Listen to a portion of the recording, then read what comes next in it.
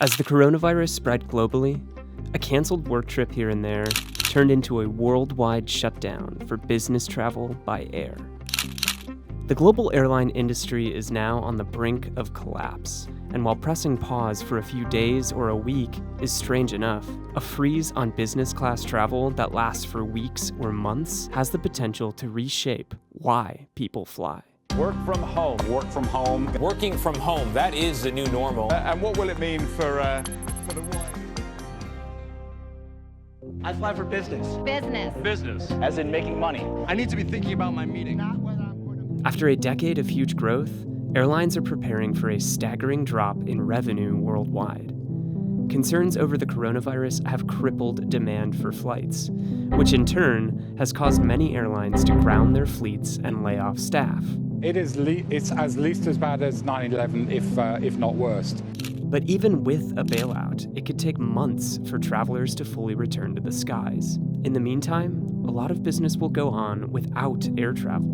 With huge advances in telecommuting and a growing acceptance of working from home, businesses have taken to platforms like Slack, Zoom, and Skype to carry on with meetings while many miles apart. To understand the impact of losing business class travel, you have to understand how valuable business class tickets are to airlines.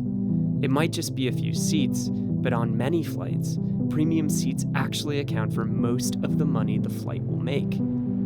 Let's explain. Let's look at a round-trip flight scheduled for the first week in August between JFK and LAX.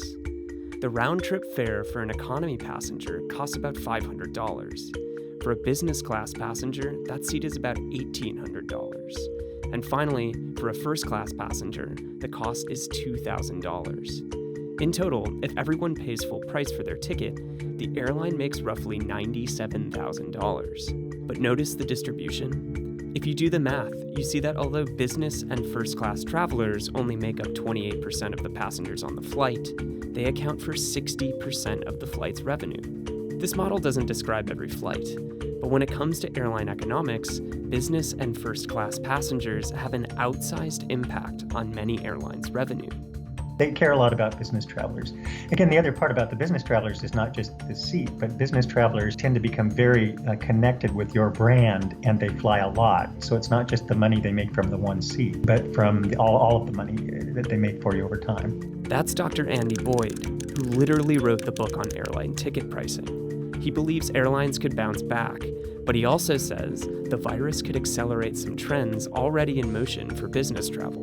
It could be a catalyst. But what's really interesting, the new generation of people have grown up with technology, with cell phones. The fact that you're doing what many older people would call very informal communication is more and more accepted as a form of formal communication. So as young people who've grown up with technology get older, they may find that they're just as happy doing things over the phone as they are getting on a plane and going somewhere. So there are a lot of different things that are converging to perhaps reduce the proportion of people that will be traveling, especially for business. Those combined factors could spell long-term impacts for the airline industry beyond the spread of the coronavirus. And normally, I would tend to say, we'll just get over it and the world will go back to normal. But this particular virus and the way people have responded to it, we may see some actual real changes to the way both business travelers and economy travelers travel.